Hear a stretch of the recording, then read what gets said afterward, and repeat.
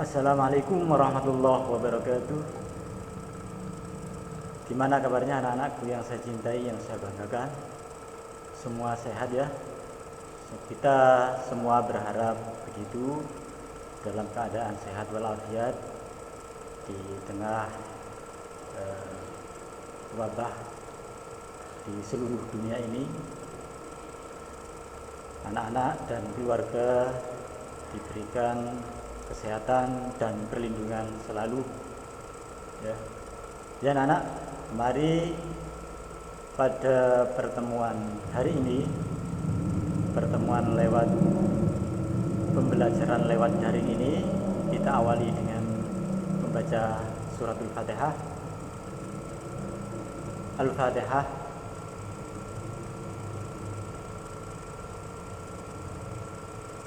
Ya, terima kasih anak-anak.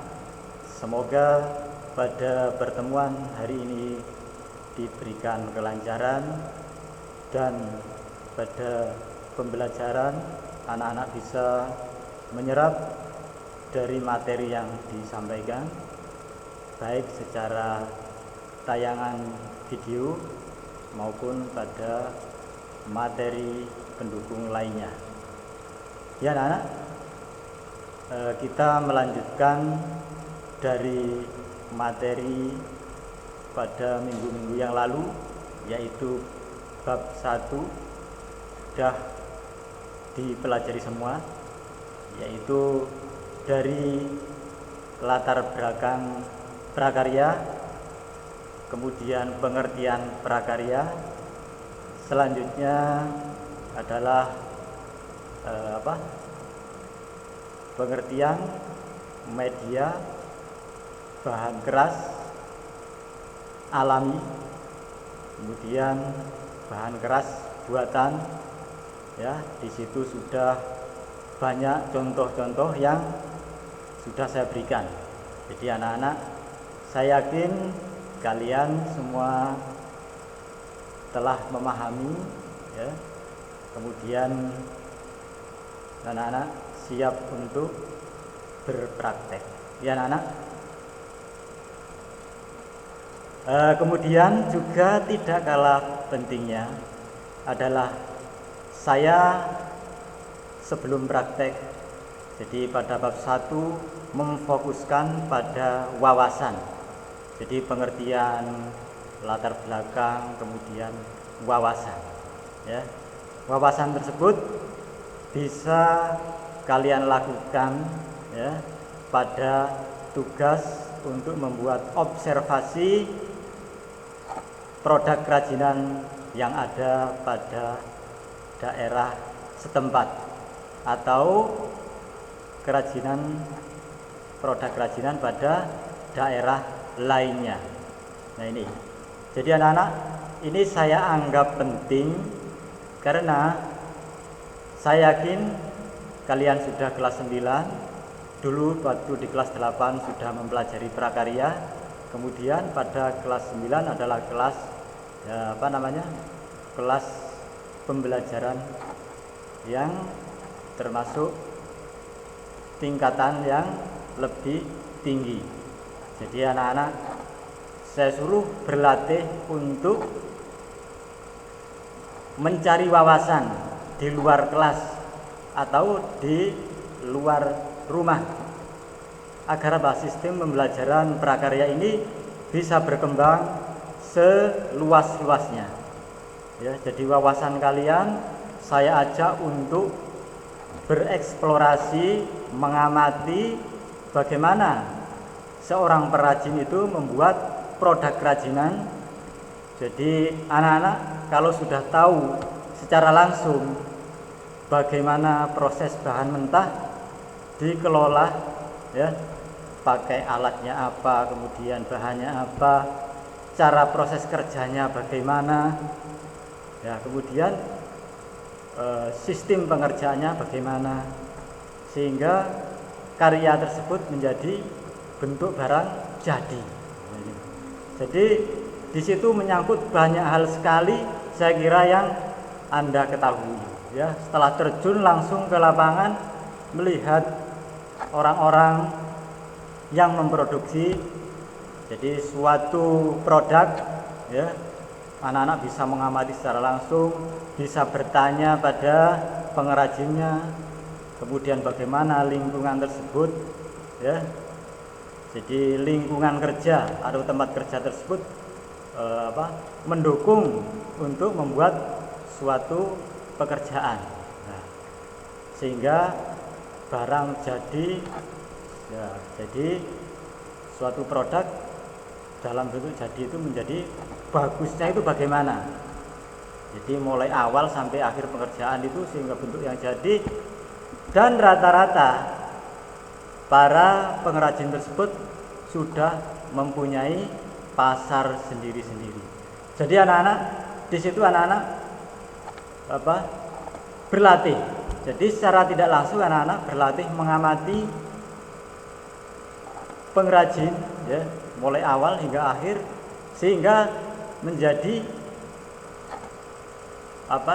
produk yang jadi, ya, produk yang jadi.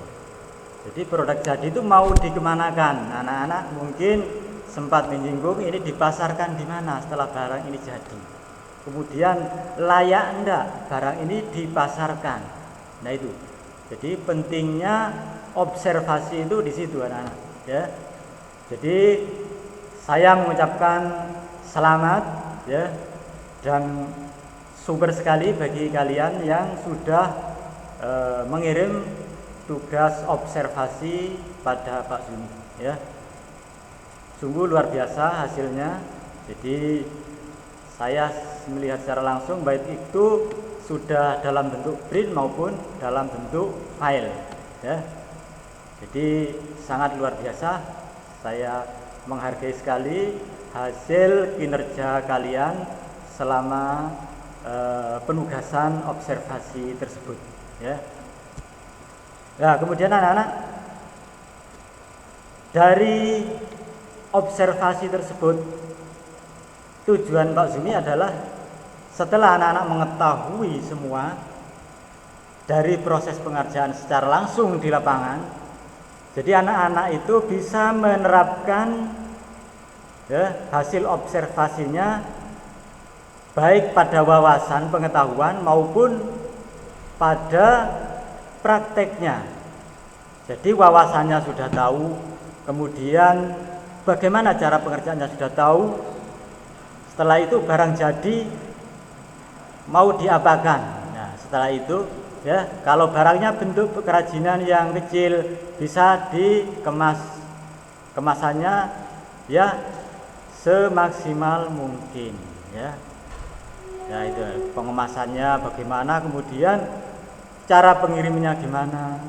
Nah, nanti anak-anak pada tingkat lanjut itu sampai pada tahap pemasaran. Nah, ini saya tekankan, ya. Jadi bagi anak-anak yang masih belum buat, saya harap semuanya untuk membuat tugas observasi tersebut, ya. Jadi saya anggap penting, ya, karena kesempatan kalian pada materi ini, ya. Setelah itu nanti ada UTS. Nah, ini jadi kesempatannya anak-anak biar semuanya tidak ada yang tertinggal dalam penugasan observasi tersebut, ya anak-anak. Itu jadi dari apa yang sudah kalian lakukan, saya mengucapkan selamat, ya, atas tugas observasi ini, ya. Ya, kemudian anak-anak pada bab 1 sudah, kemudian kita menginjak pada bab 2. Dan pada penugasan hari ini adalah penugasan pada link token. Nanti bisa kalian lihat di linknya seperti pada pertemuan berikutnya, pada pertemuan kemarin, ya. Kemudian anak-anak, nanti saya akan tayangkan setelah pembelajaran penjelasan ini, yaitu ada video, kemudian macam-macam teknik pengerjaan, ya. Mari kita lanjutkan, ya. Materi pembelajaran merancang, membuat dan menyajikan kerajinan bahan lunak. Merancang, membuat rancangan, kemudian proses pembuatan, dan selanjutnya adalah menyajikan. Menyajikan itu yaitu memasarkan atau menunjukkan karya kerajinan.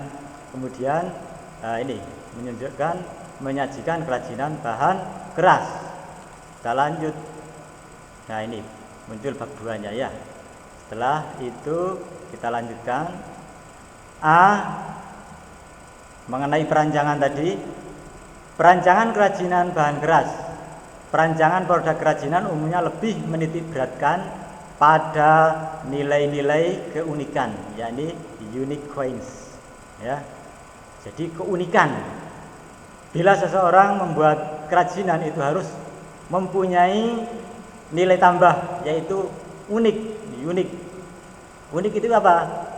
Jadi tidak sama dengan yang lainnya. Jadi mempunyai perbedaan. Yang maksudnya unik di situ. Dan estetika, keindahan. Di samping mempunyai keunikan, yang terpenting adalah mempunyai keindahan. Jadi produk tersebut tidak asal-asalan. Akan tetapi bila produk tersebut jadi kemudian ditunjukkan ya ke khalayak, itu orang tertarik. Karena apa? Karena mempunyai nilai keindahan, ada daya tariknya. Ya. Saya lanjutkan. Sedangkan dalam pemenuhan fungsinya lebih menekankan pada pemenuhan fungsi pakai yang lebih bersifat fisik. Nah, ini ya anak.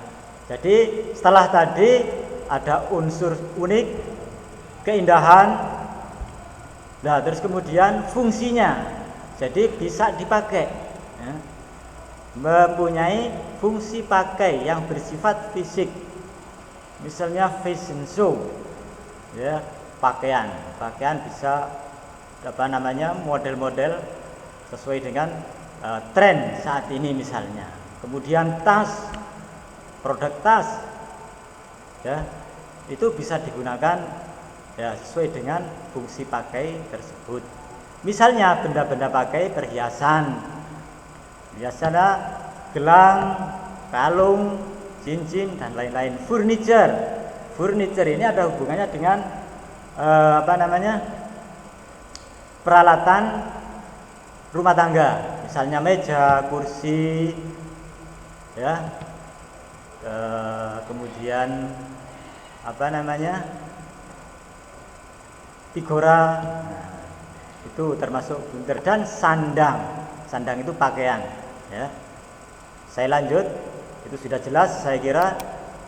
Pada materi kerajinan dari bahan lunak, kamu sudah mempelajari perancangan produk kerajinan dari bahan lunak, ya, pada kelas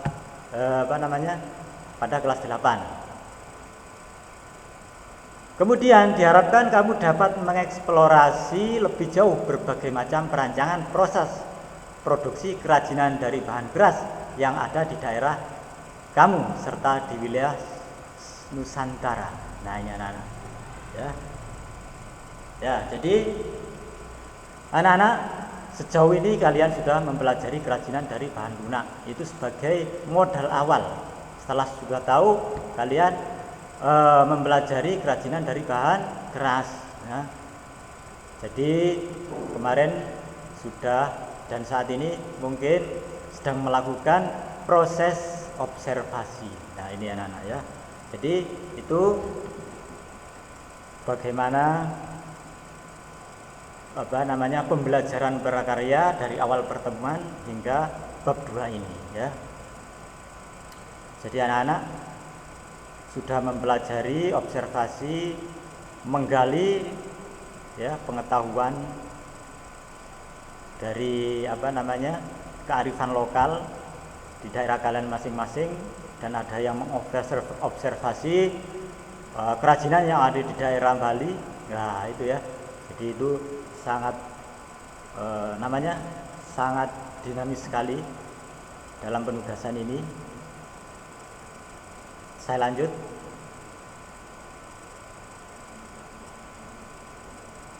Kemudian pengelolaan sumber bahan usaha pada materi kerajinan dari bahan lunak, kamu mempelajari tentang pengolahan sumber daya usaha meliputi 6 tipe sumber daya. Ya, ada 6 tipe sumber daya, yaitu yang pertama adalah money. Money yaitu apa? Money yaitu uang. Ya, uang. Terus material. Jadi orang yang mempunyai usaha, ya, harus ada modal dulu, ada uangnya dulu. Ya, setelah ada uangnya, kemudian material. Ya, setelah modal ada, kemudian material ini berhubungan dengan suku cadang, barang-barang yang diproduksi. Nah itu. Jadi uangnya ada, kemudian membeli bahan untuk kerajinan. Nah, matching.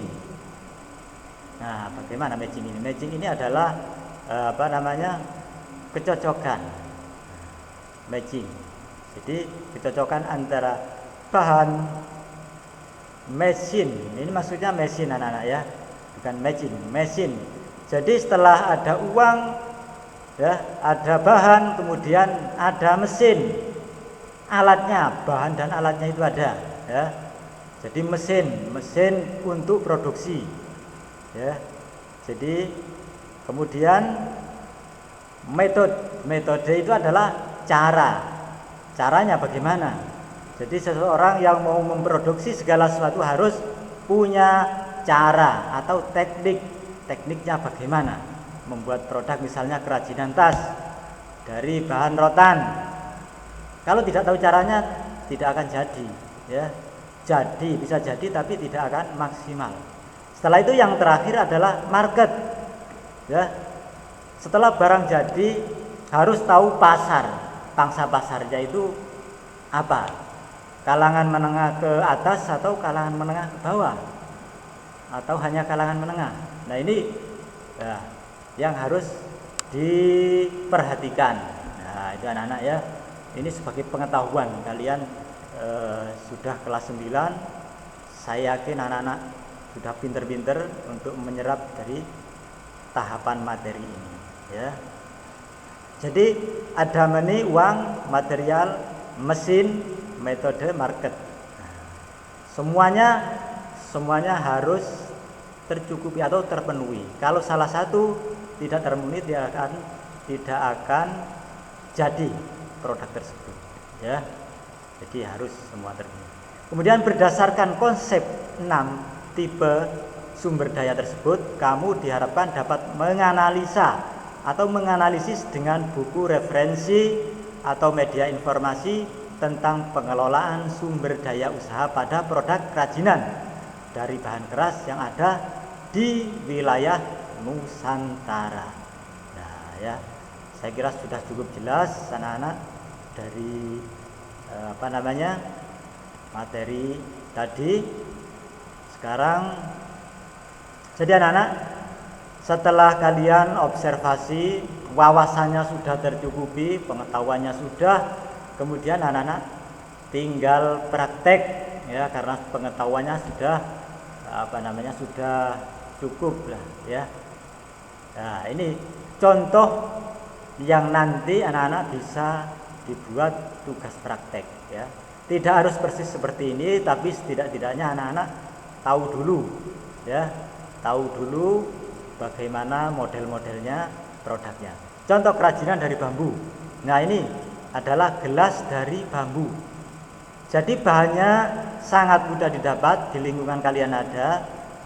Jadi bahan bambu itu bisa kalian usahakan di lingkungan kalian, ya. Bagi yang anak perempuan bisa minta bantuan, misalnya saudaranya atau siapa, misalnya untuk menggergaji bambu itu sulit, minta bantuan apa-apa. Kemudian anak-anak bisa nanti setelah bambu dipotong, ya, kemudian anak-anak tinggal merangkai. Yang anak laki-laki saya yakin tenaganya kuat untuk memotong, menggergaji bambu. Nah, yang anak perempuan kalau mau memotong boleh, gak apa-apa, minta bantuan gak apa-apa, ya. Ini anak-anak ya, coba lihat. Jadi sederhana sekali. Jadi bambu dipotong kemudian dipasang apa namanya pegangannya. Nah ini ya, ini pakai hiasan apa namanya, pakai tali ya, terserah talinya berupa apa. Saya lanjut. Nah ini, bentar. Nah ini apa namanya, kap lampu atau tempat atau lampu duduk ya di meja. Nah ini bisa buat seperti ini ya. Ini pakai alat geraji, kemudian gergaji, kemudian apa namanya komponen listrik. Nah, bisa anak-anak cari contoh-contoh yang lain, misalnya di YouTube atau di Google, banyak sekali di situ. Jadi semakin banyak anak referensi semakin bagus. Jadi Pak Zumi hanya membukakan apa namanya sebagian dari contoh-contoh tersebut. Nah ini anak-anak, ini adalah kerajinan bambu. Jadi anak-anak perempuan maupun anak laki-laki bisa menerapkannya. Ini apa? Ini adalah tempat peralatan dapur. Ya bisa untuk tempat pensil, pulpen juga bisa. Ini ya. Jadi bambu ini separuh dipotong, kemudian separuhnya lagi di samping kanan, samping kiri, kemudian dirangkai sehingga bentuk seperti ini ya. Ini bisa cari di Google ya, di Mbah Google bisa cari. Kemudian ini adalah kap lampu, sangat bagus sekali, ini cukup mudah ya. Jadi dipotong ya, dipeges ya seperti ini ya. Jadi potongan bambu kemudian dilobangi seperti ini, kemudian tengahnya dikasih lampu, bagus sekali ini ya, bisa diterapkan. Sebentar.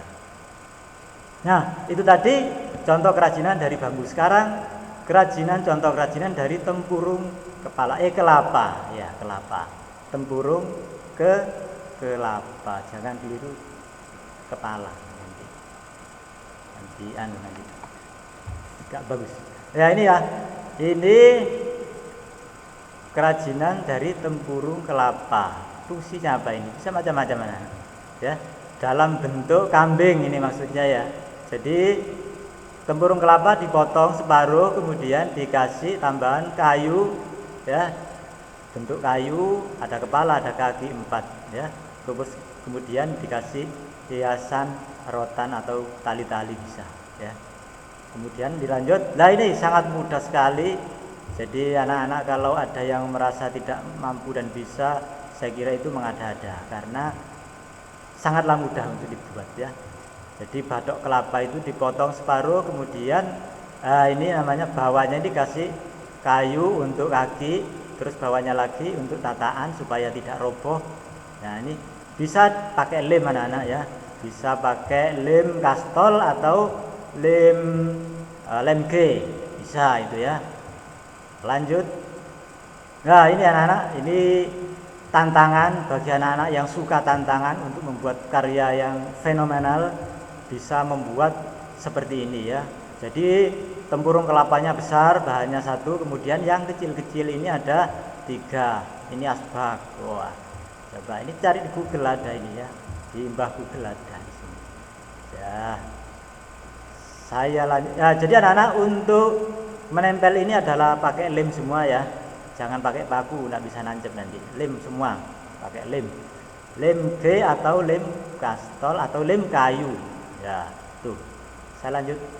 Nah, ini kerajinan Vespa. Lagi yang suka tantangan ada, bagus sekali ya. Wah, ini Vespanya ada namanya apa namanya? Kakinya supaya tidak roboh ya. Saya lanjut. Ya ini kapal juga ada, layarnya dari batok kelapa, kapalnya dari apa namanya kayu bisa. Nah ini juga sangat mudah sekali. Jadi anak-anak kalau ada yang bilang sulit Pak, itu mengada-ada juga ya. Ini dipotong anak-anak ya, dipotong. Bagi anak perempuan bisa minta dipotongkan, tidak apa-apa, saya perbolehkan ya, karena ya boleh dipotong sendiri, boleh dipotongkan ya. Ini dipotong separuh, kemudian ini anak-anak bawahnya ini ya. Ini adalah kayu yang sudah dibentuk seperti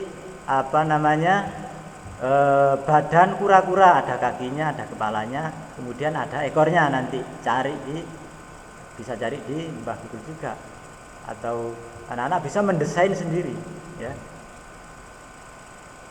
Ya itu anak-anak ya, itu materi yang tadi sudah panjang lebar saya sampaikan. Mudah-mudahan anak-anak bisa menyerap daripada materi pembelajaran prakarya hari ini. Saya kira anak-anak semua tetap bersemangat ya, mumpung di era pandemi ini anak-anak betul-betul diuji di sini ya. Bagaimana ketangguhan Anda, mental Anda, semangat Anda ya. Tidak pernah ketemu sama Bapak Ibu guru di sekolah, tapi anak-anak secara mandiri belajar di rumah sampai sempat observasi. Nah itu hal yang luar biasa, saya hargai sekali ya anak-anak ya. Selamat atas pembelajaran kalian, dan nanti anak-anak ada penugasan, yaitu membuat kerajinan dari bahan keras ya, dari bahan keras alami. Fokus pada kerajinan dari bahan bambu dan tempurung kelapa. Bisa dipilih salah satu dari tugas tersebut. Nanti akan saya share bahan dan alatnya, kalian bisa kembangkan sendiri kalian eksplorasi sendiri sebagus-bagusnya karya tersebut ya anak-anak. Demikian materi pembelajaran yang bisa saya sampaikan hari ini, semoga bermanfaat bagi kalian semua. Saya akhiri, Assalamualaikum warahmatullahi wabarakatuh.